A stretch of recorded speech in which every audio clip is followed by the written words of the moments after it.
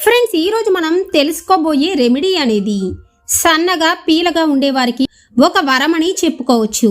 Friends, మీ శరీరం కూడా బాగా సన్నగా పీలగా బక్కగా కనిపిస్తున్నప్పుడు, అంటే ఎంత తిన్నా కూడా ఆ పోషకాలు మీ శరీరానికి అస్సలు పట్టవు.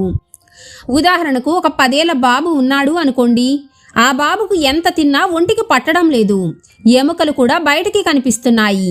ఆటలాడుతుంటే అలసటగా అనిపిస్తూ ఉంటే, లేదా మీ ఏజ్ కన్నా ఎక్కువగా ఎత్తు పెరగకపోవటం, ఎముకల్లో ఎప్పుడు ఎక్కడో ఒక చోట నొప్పిగా ఉండటం వంటి ఇటువంటి సమస్యలు ఉన్నప్పుడు, పూర్వం మన పెద్దలు కూడా మన ఇంట్లో దీనినే వాడుతూ ఉండేవారు. ఈ రోజుల్లో మనం పిల్లల్ని డాక్టర్ దగ్గరకు తీసుకువెళ్ళి ఎన్నో రకాల కాల్షియం, ఐరన్ మాత్రలు వాడుతూ ఉంటాం కదా. వాటిని పక్కన పెట్టి ఒక్కసారి దీన్ని ఇచ్చి చూడండి. కేవలం 1 వారంలోనే మంచి ఫలితం కనిపిస్తుంది. మీరే స్వయంగా కామెంట్ కూడా చేస్తారు. ఎందుకంటే ఈ రెసిపీని చిన్న పిల్లల నుండి వృద్ధుల వరకు ఎవరికైనా ఇవ్వవచ్చు. మరి ఈ రెసిపీ ఏమిటో, దీన్ని తయారు చేసుకునే విధానం గురించి పూర్తిగా తెలుసుకునే ముందుగా ఈ వీడియోని తప్పకుండా లైక్ చేసి వీడియోని చివరి వరకు చూడండి. ఫ్రెండ్స్, ఈ రెమెడీ తయారు చేయటానికి మనకు కావాల్సినవి సగ్గుబియ్యం. అయితే నేను ఈ రెసిపీ కోసం చిన్న సగ్గుబియ్యాన్ని తీసుకుంటున్నాను. మీరు పెద్దగా లావుగా ఉండే సగ్గుబియ్యాన్నైనా వాడవచ్చు. అయితే మీకు కావలసినంత మోతాదులో, అంటే 1/2 కప్పు నుండి 1/2 కప్పు మోతాదులో సగ్గుబియ్యాన్ని తీసుకొని 2 నుండి 3 సార్లు శుభ్రంగా కడుక్కోవాలి. ఆ తరువాత 7 నుండి 8 గంటల పాటు, అంటే లావు సగ్గుబియ్యం అయితే రాత్రంతా నానపెట్టాలి. ఈ చిన్న సగ్గుబియ్యం అయితే 2 గంటలు నానపెడితే చాలు. అప్పుడు ఇవి ఈ విధంగా ఉబ్బుతాయి. అంటే చేత్తో నలిపితే మెత్తటి అన్నంలాగా అయిపోవాలి. అయితే వీటి వలన ఉపయోగం ఏమిటి అని కదా మీరు అనుకుంటున్నారు. ఈ సగ్గుబియ్యంలో ఉండే స్టార్చ్ పిల్లల ఎత్తు పెంచటానికి బాగా సహాయం చేస్తుంది. మరి ఇప్పుడు ఈ రెసిపీని ఎలా తయారు చేసుకోవాలి అంటే, సగ్గుబియ్యాన్ని మనం నానపెట్టినప్పుడు మనం పోసే నీళ్లు అనేవి సగ్గుబియ్యం కంటే 1 వేలు పైకి ఉండేలాగా చూసుకోండి. ఇక ఇప్పుడు ఒక కడాయిలో మీరు ఇక్కడ గేదె పాలు తీసుకోవచ్చు, లేదా ఆవు పాలు, ఏ పాలైనా సరే వాడవచ్చు. అయితే మీరు కనుక బరువు పెరగటానికైతే ఇందులో వెన్న తీయని ఫుల్ క్రీమ్ మిల్క్ను వాడితే మరింతగా మంచిది. అదే డైట్లో ఉన్న వాళ్ళైతే టోనుడ్ మిల్క్ను వాడుకోండి. పాలు బాగా మరిగిన తరువాత నానపెట్టిన సగ్గుబియ్యాన్ని కూడా వేయండి. మనం కనుక 1-2 నిమిషాలు ఉడకబెడితే చాలు. సగ్గుబియ్యం పారదర్శకంగా, అంటే ట్రాన్స్పరెంట్గా మారుతాయి. ముఖ్యంగా సగ్గుబియ్యంలో కార్బోహైడ్రేట్స్ ఎక్కువగా ఉంటాయి. కాబట్టి ఇది మీ శరీరానికి కావలసిన కేలరీలను, పోషకాలను అందిస్తాయి. అంటే లోపలికి వెళ్ళిపోయిన బుగ్గలు కూడా నిండుగా తయారయ్యి మీ శరీరం సరైన ఆకృతిలోకి రావటానికి ఇది సహాయం చేస్తుంది. ఇప్పుడు మనకు కావలసినది పూల్ మకానా. ఇందులో ఒక 10 నుండి 15 పూల్ మకానాను కూడా యాడ్ చేసుకోవాలి. అంటే తామర గింజలు.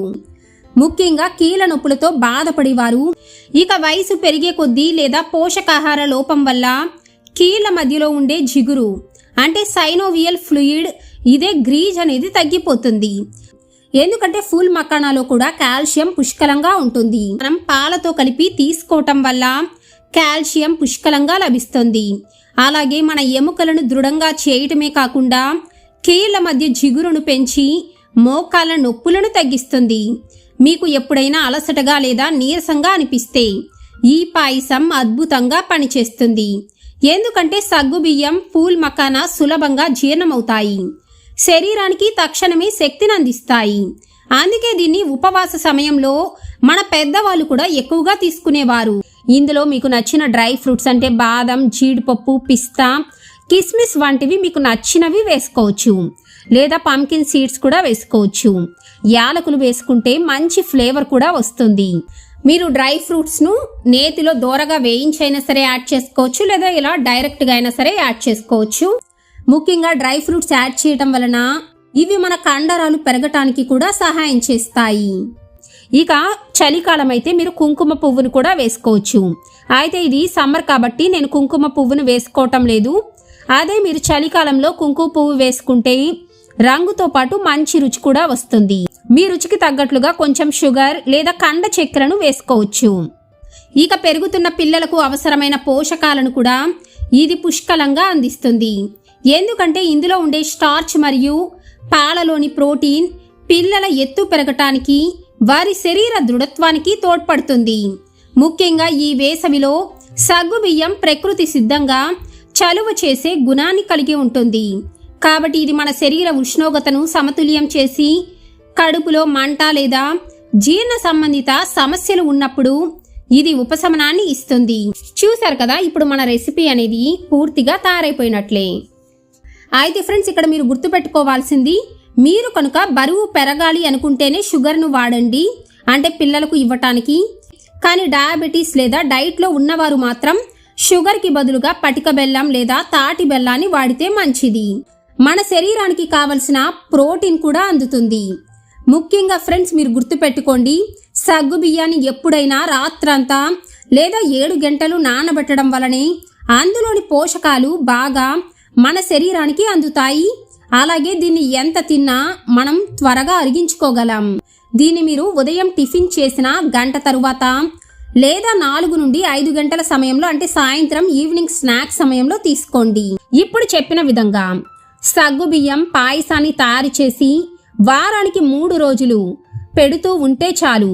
అంటే టిఫిన్ సమయంలో 1 కప్పు ఇవ్వండి. ఇలా 1 వారం ఇస్తే పిల్లల శరీరంలో శక్తి, పెద్దల శరీరంలో ఉత్సాహం వస్తుంది. అలాగే పీక్కుపోయిన శరీరం నిండుగా తయారవ్వటాన్ని మీరే గమనిస్తారు. అయితే ఫ్రెండ్స్, ఇక్కడ మీరు గుర్తుపెట్టుకోవాల్సిన విషయం, సగ్గు బియ్యాన్ని ఖచ్చితంగా 2 గంటలైనా నానపెట్టాలి. మరి ఈ రెసిపీ మీకు కూడా నచ్చితే తప్పకుండా లైక్ చేసి మీ ఫ్రెండ్స్ అండ్ ఫ్యామిలీతో షేర్ చేసుకోండి. మరొక మంచి రెసిపీతో మళ్ళీ కలుద్దాం. Thank you for watching.